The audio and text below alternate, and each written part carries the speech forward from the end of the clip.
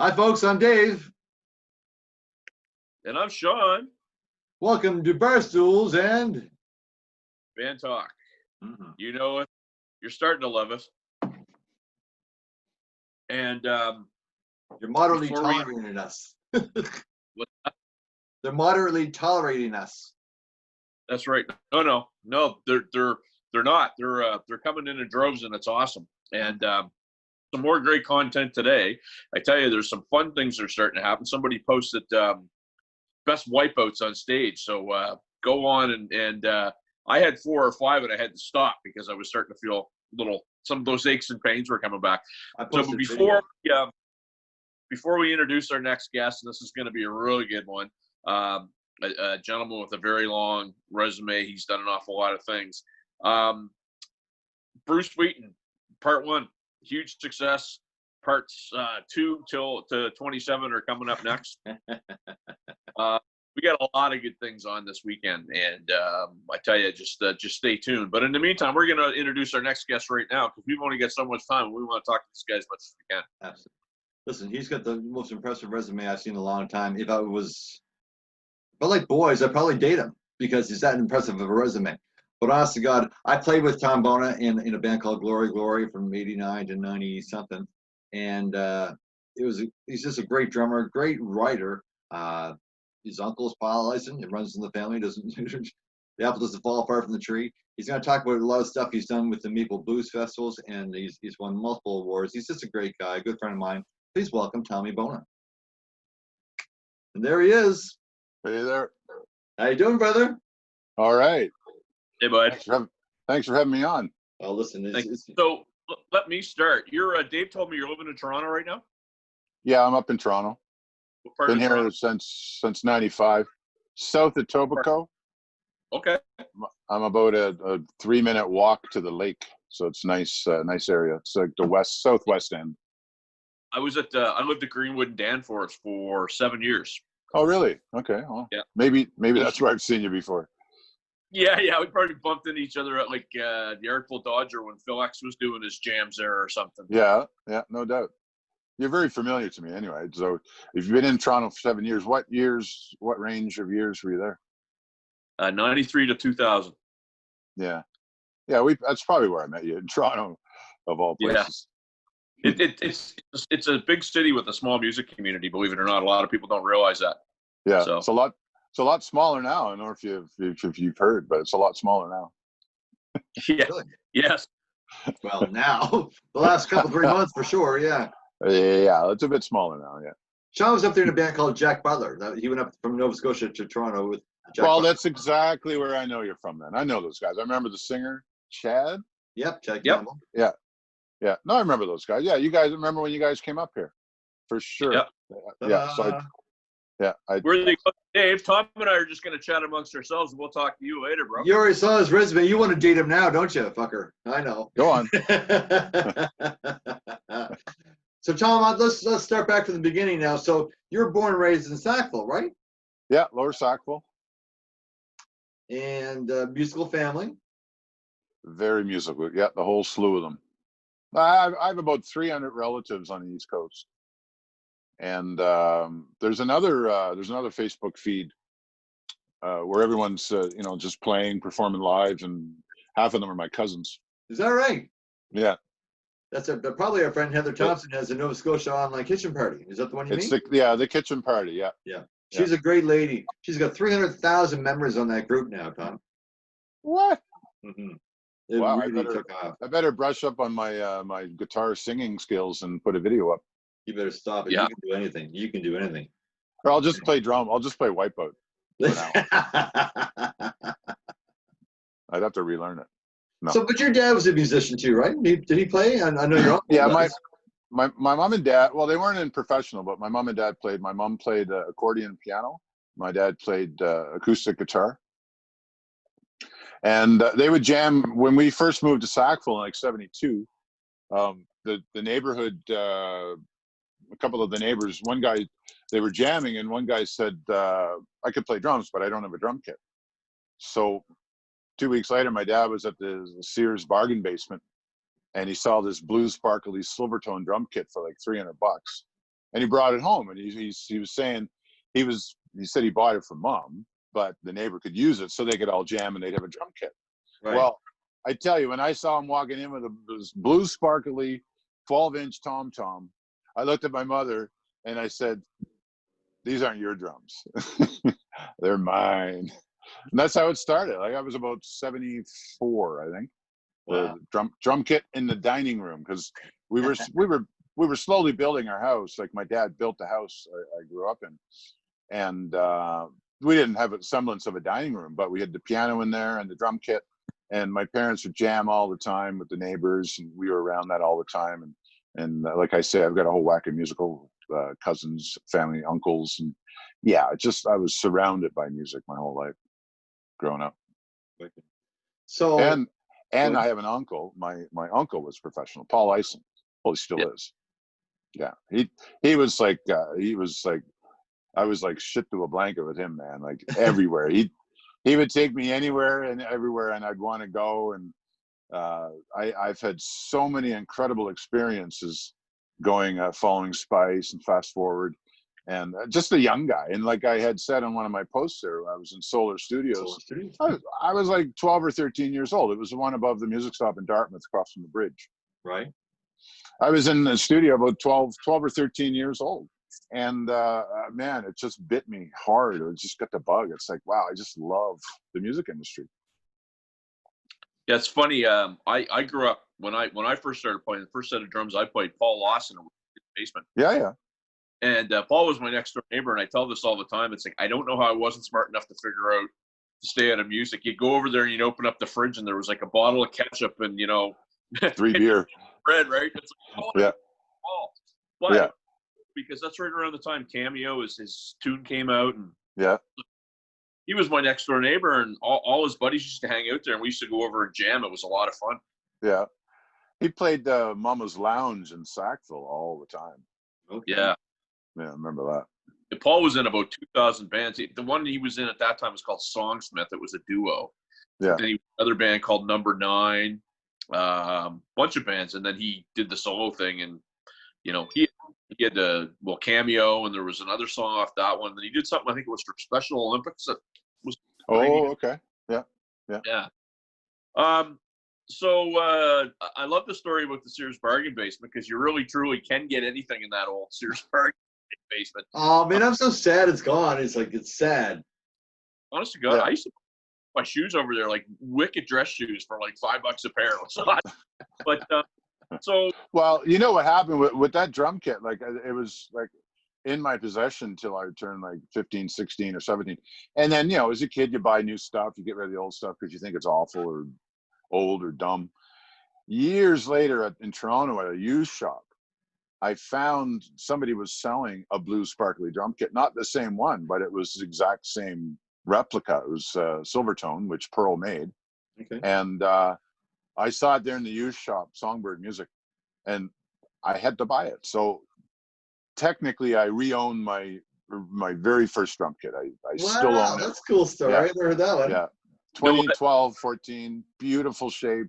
Sounds great. Yeah, so and I got it back. I hear that because my first set of drums was Rogers Sparkle Red. Oh yeah. It was a great little drum kit, but I wish I could find it. I've never been able to find one like it, so it's cool that you get that other one. So who were your guys growing up? Who were your influences when you were pounding away in the Skins? Well, I mean, I remember playing along to Loverboy and Deep Purple and stuff like that. But my biggest influence was Paul Ison, because as a kid growing up, you pick up the newspaper and there's your uncle. Yep. It would picture in a story, and then I remember one time, really young, Chalice was playing at the Matador, and my mom and dad went. I couldn't go. I wasn't of age. I was of size, but I was not of age. It might have been 77 or 78. I was 10 or 11. And I tell you, my dad brought one of those cassette recorders, the countertop with the buttons in the front, the speaker on the back, the flip top. He brought that and put it on the table. And he recorded the whole live show. Brought it home. I swear to God, I wore the wheels off that cassette because I would listen to that intensely all the time. And that was my uncle, and that was Bob Quinn, and that was maybe Tony Quinn. I don't remember who the drummer was. No, I won't remember. I may once I stop trying to think of who it was. But I listened to that, and the thing is, with Chalice, I don't know if a lot of people know this, but Bob Quinn was, he might have been a co-owner of Solar, or he had a way in there. He would do all these commercials for Sobeys and stuff like that. My sister actually sang a Sobeys commercial with him. But when I was 12, 13 / they were in the studio recording all the time. And they have about 3 complete art rock, incredible records, Chalice, that nobody's heard. Huh. No way. I have them on cassette. I had to beg Bob Quinn to give me a copy because I'd go to Paul's house and he'd like, hey, Tommy, check this out. And he'd be playing this stuff. And I'm sitting there going like, oh my God, this is the most incredible music I've ever heard. Musicianship, arrangement, harmonies, songwriting, unbelievable stuff.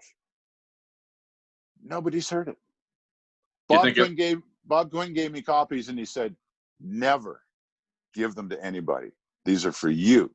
Wow. I want to make sure. Because I don't know why they never got to release them, but maybe Bob had never really had to pay for studio time, so he never really had like a budget that he had to pay back to sell records for and pay back. I'm not quite sure, but it was like this incredible fantasy land that I grew up around, and that's what influenced me the most. It's these Chalice recordings. Years later, I remember my uncle had moved to Toronto. Might have been there for a year or a little bit. I remember my mom was like, oh, Paul's gone to Toronto. I miss him, blah, blah, blah. I remember coming to the airport to pick him up when he flew home to stay home. That was years ago. 20 years later, I'm talking to Mike Slosky, who's a big fan of the Maritimes and bands and stuff, drummer. And he said he has some recordings of Chalice when they were in Toronto, him on drums, Bob Quinn, Tony Quinn, Paul Ison. And it was at some pizza shop up at Yonge and Eglinton. And he hipped me to these recordings. So I've got this live recording from when they were actually in Toronto. And you got to hear this stuff. The harmonies, like, you think they'd spent 3 weeks recutting the harmonies, but it was them live, nailing it. Chalice, like, oh my God. And it's so funny because people ask, well, who are your influences? It's like, you've never heard of them. Really? You never did. They never put a record out. You know, what you may have heard is Paul Ison singing some Bob Quinn songs for Tourism Nova Scotia, or they had the Tall Ship song, Once in Eternity, stuff like that. But no one's ever heard of it. And it's the most incredible music I've ever known. And I dream of going and sitting with Bob Quinn at a mixing board, putting all this stuff back down digital, remixing it, putting it out like a box set. That'd be awesome. It would be awesome. But he doesn't want to do it still? He still doesn't want to do it. I don't know. I think I may have mentioned that to him one day, and he was like, yeah, we should remix that. It'd be a great idea. I said, if you remix it, I have to be there because I guarantee you I've listened to it 7,000 times. And I know every nuance of it. That's every wicked. nuance. Chalice. Yeah. And then, beyond that was Spice, the Beatles cover band with Eric McDowell, Kevin McMichael, Floyd King, Paul Ison. I was like 15, following Spice around the Maritimes. We'd go up to the Marguerite Forks. We'd go up to Sydney. I'm grade 8. Oh, I was 13 years old, I think. And I remember I would call my uncle every Tuesday. Paul, where are you playing this weekend? Can I come? And he would drive. Okay. he would say, yeah, sure, Tommy, yeah, no problem. They would be on the 102 heading out to Truro. I lived in Sackville. So this cube van would show up, 13 years old. It's my uncle. So my mom's like, okay, have fun, have a good time. I hop in the van. They'd stop by and pick me up, and they'd take me on these gigs. And I remember one time they decided, Eric McDowell was like, we got to give that guy a job. He's here all the time. Let's give him something to do. He said, can you do lights? I'm like, I guess so, sure. So he said, okay, well, you do lights tonight. I'm like, okay, I'll do lights. And so they got all their gear set up, and they had the light board on the side of the stage, sitting on the side of the stage. I go over to it. It's a wooden box with 8 light switches that you would have on your door. That was me doing lights. I get fancy, and switch them. Should ask them first. Hey? Should ask them to break down for some dimmers so you can bring them up and down, and Didn't even know what a dimmer was. The dimmer was me just flicking it as fast as I could. Yeah. That's a drummer, because I'm a drummer myself, and one of the funnest gigs I ever did in Toronto I wasn't playing. I get to do follow spot for Ricky Skaggs. Oh, okay. He's a big guy. Not hard to follow him. Well, and so a buddy of mine was doing the lights, and he said, all you got to do is when I give you the cue, you change the color. Ricky Skaggs played everything but the goddamn kitchen sink. I kid you not. Anything with strings on it, he brought out that night. Yeah. My hand was killing me from following him around. It was one of the most fun shows I ever had, and got to talk to the boys afterwards. It was pretty cool. But yeah, so I know what you're saying there. Sometimes that's a lot of fun, right? All right. Back to Tommy Bona. So when did you start? I rode an elevator with Ricky Skaggs. Oh, Just for the record. Sorry. Okay. When did you start playing? So it's like in professionally, or even like, so you're in high school, you're following Spice around, you're doing lights, but you didn't become a light man, became a drummer. So how'd that happen?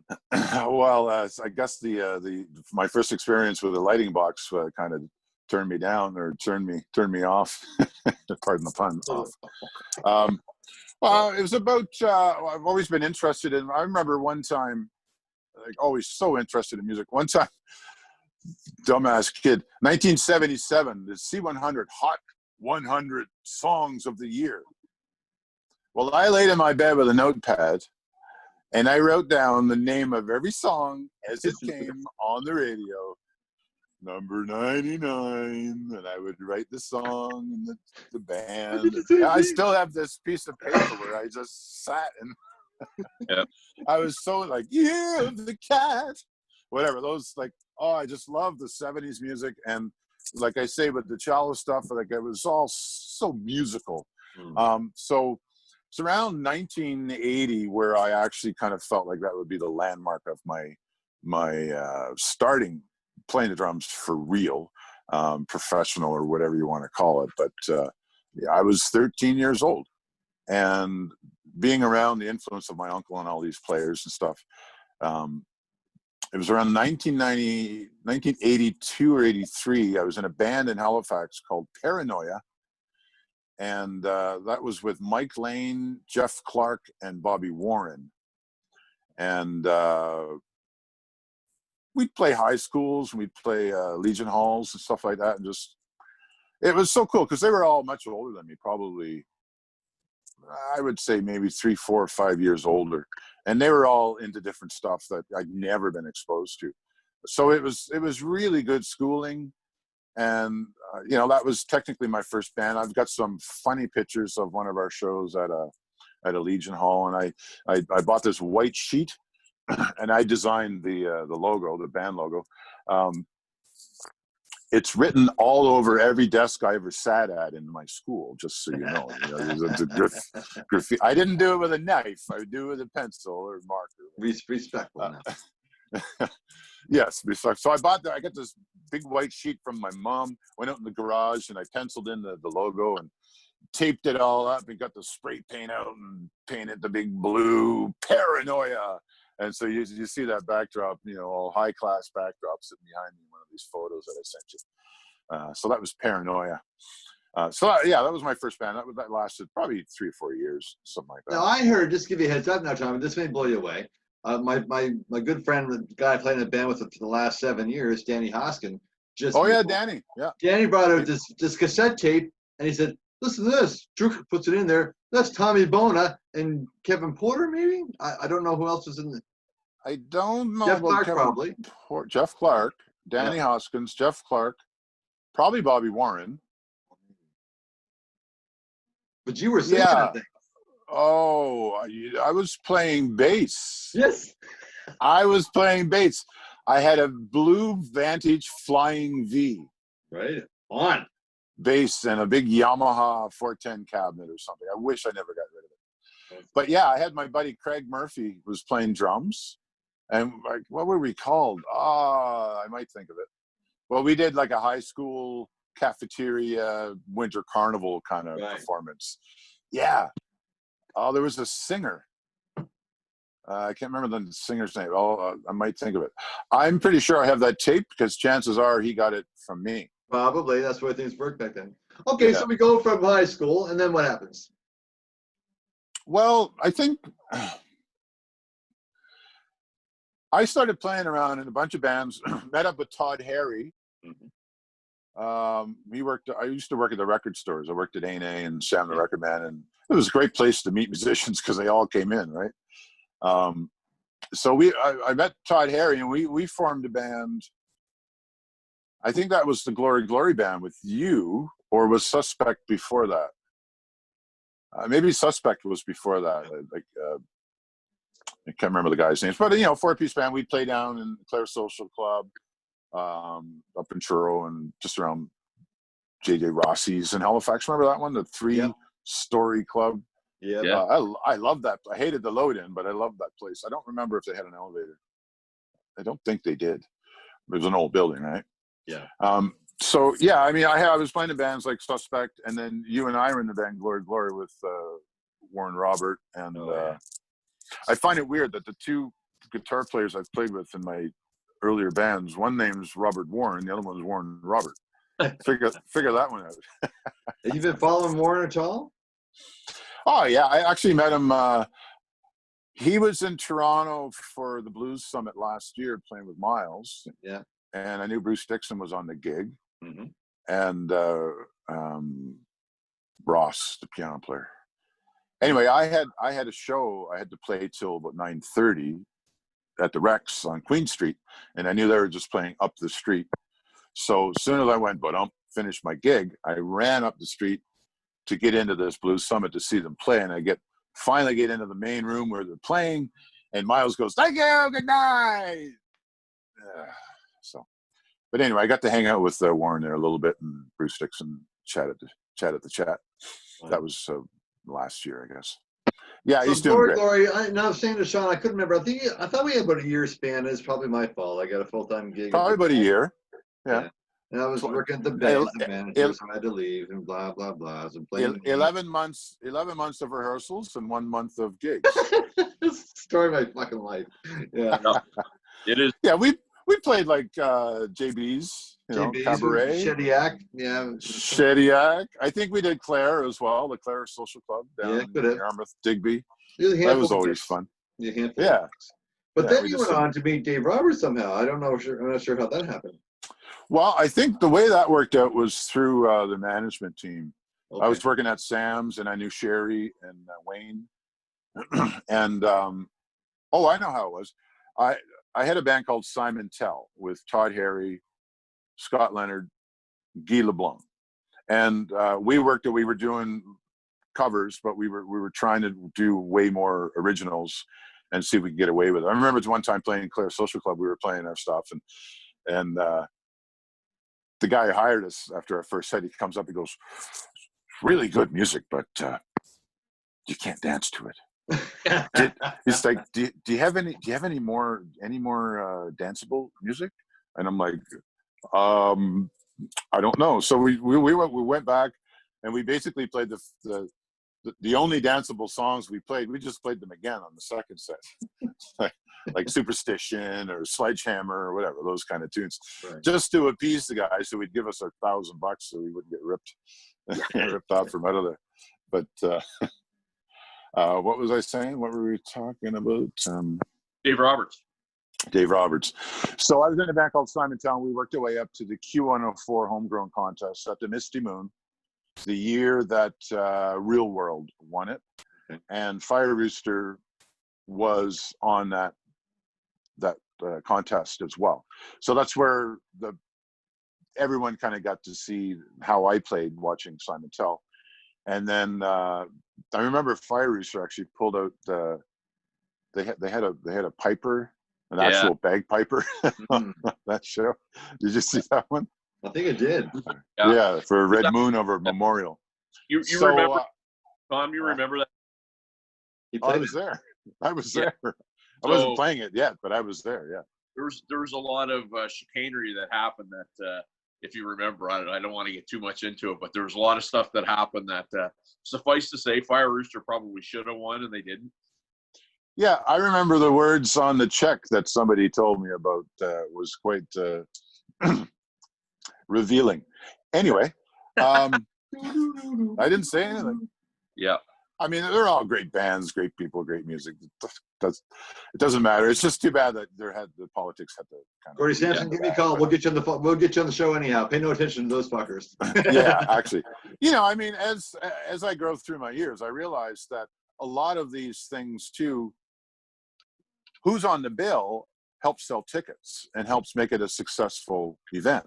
So even if there is inner politics behind it, it's good for the bands that get on the bill anyway, just because you get that kind of much more exposure. But yeah, it is a bit shitty that some stuff would be assembled, you thinking that maybe you're going to work really hard and play really great. You think you're going to win.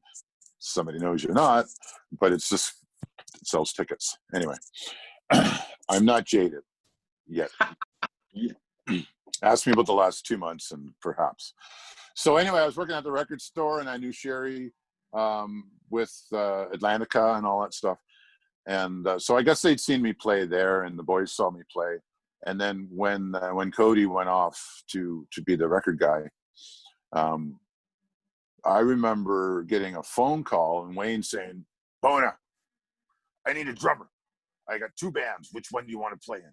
I'm like, "Oh, all right, I'll take band A." He's like, "Okay, great, no problems." So I didn't even audition. I just showed up and we started playing. I think we went to Rushamakto for the first show. And as you recall, it was Fire Roosters. They weren't quite Bats in the Belfry yet. But we had to play Supertramp's School, and it was programmed. And in the middle, there's like a 2-bar or a 3-bar, just something switches. And it's a programmed keyboard, Dave playing keyboards and Bruce playing guitar and me on drums. And I still have my notepad, my notes. I have this sheet of paper. I wrote all my little scratch notes. I had to learn the gig really quick. And I should show you what it is, because it's like minuscule little diddle. And I nailed it. The time change, I nailed it. Then we played Lenny Kravitz, "Are You Gonna Go My Way?" And there was something in the middle of that one where it either skips a beat or I skipped a beat. And I mean, this is my first time playing in a band with a click track. And the click track was a cowbell through my monitor. That was my click track. It wasn't like headphones and some nice rhythmic. It was gong, gong, gong. Right? So my first time playing with a metronomic band, no bass player, and we're up here playing to a crowd in Rushamakto. In the middle of "Are You Gonna Go My Way?" I didn't go his way. So all of a sudden, everything was upside down, and I'm like, "What do I do?" And Dave just goes over to the button on the keyboard and goes, "Off." And then we just finished the song with guitar, him playing keys. Just finished the song. I was like, oh, just shitting my pants. But it was good. You learn, you learn from that stuff. You grow. We're down to 7 minutes, so here's what I want to hear about. I want to hear about 7 minutes. Jesus, man, 7 sorry. minutes. You know what? There's one. Tommy, I can get you back on because I know. Go ahead. I can talk all night, but there's one thing about my early days with my uncle. Yep. He took me into the Misty Moon on Kemp Road. I swear to God, I was 13 years old, but I was this big. I was 13. I remember walking through. Matt Mingle was on the stage, walking through the doorway, and the doorman's like doing this, carding me. And my Uncle Paul's like, he's okay. He's fine. It's okay. The next thing I know, I'm down sitting in the 13 years old, sitting in the band room with Matt Minglewood drinking beer. Not that I was drinking beer, but hanging out with the cool guys, right? Matt Minglewood. Here I am in the Misty Moon, 13 years old. Anyway, okay, what's your question? And you'll have to get me back. 5 minutes left. What? All right, I'll tell you what. We'll get you back, but I want talk some drums because I know you're a Pearl guy. Sean's a Mapex guy now, or Apex guy. So, Yeah. but you were a Pearl guy, Sean. So talk some drums for a little bit. This is the player series. Drums. Well, I'm a Pearl endorsee and Remo, Regal Chip, and Sabian. I'm all endorsed with all those companies, and they're so awesome. And I went after Sabian after having playing them for, I don't know, it was 10 or 20 years. And at one point I just said to Peter Sturz, I'm like, dude, just give me a freaking endorsement deal. And so he's like, okay. And, but yeah, I've been with these guys like 20 years, I guess, all these companies. And that's why I'm with them. I'm not into gear. I'm not into all the upgrades and the new, one time I was playing a DW kit at a festival and I looked at the cymbal stand and I counted about 20 wing nuts on one cymbal stand. And I was like, dude, you need 3, But all the way down the post, it was like, this was doing this and that was doing this and this was doing this and that was doing this. And you usually have like 5-10 minutes at a festival to switch over. And when I see that's a DW kit, I'm just like, oh God, how am I going to do that snare?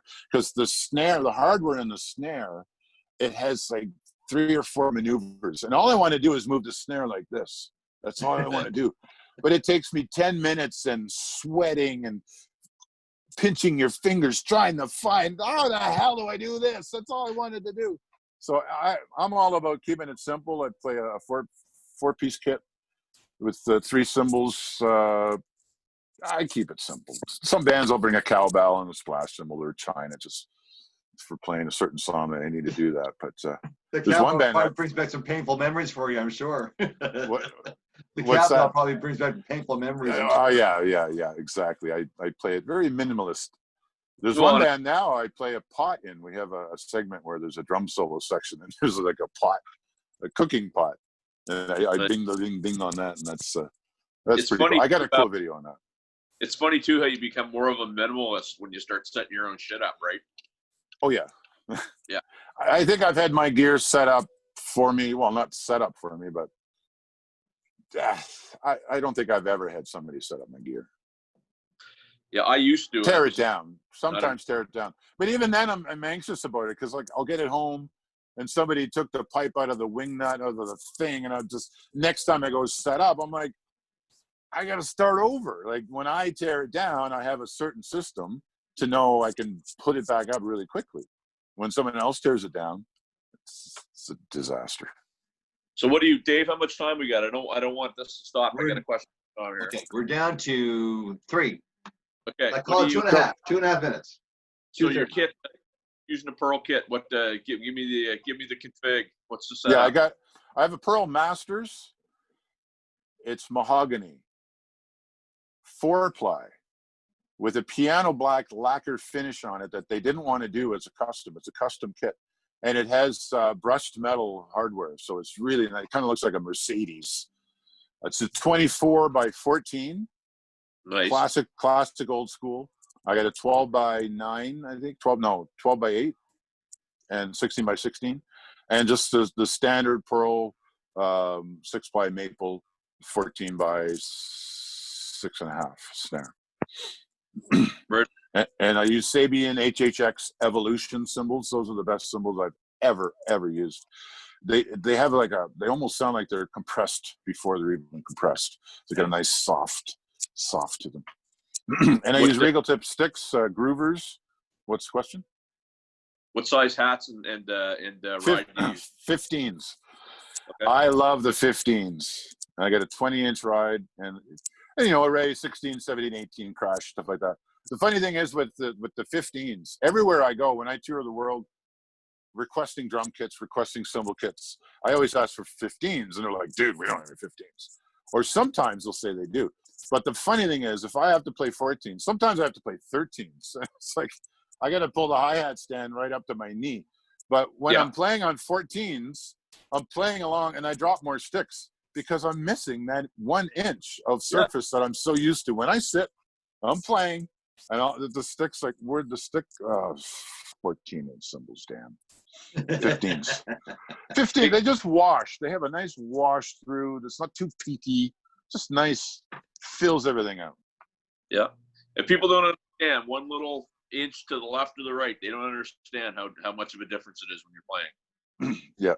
Tommy, will you come back to the show then? Because I mean, it's probably my fault. We did chatted about a bunch of stuff first, and But I mean, you've done some really cool stuff. I mean, you've toured the world as a blues drummer. Like you're a big deal, man, and I'm really proud of you. We're all at zero now, guys. If you have an ego these days, you're full of shit.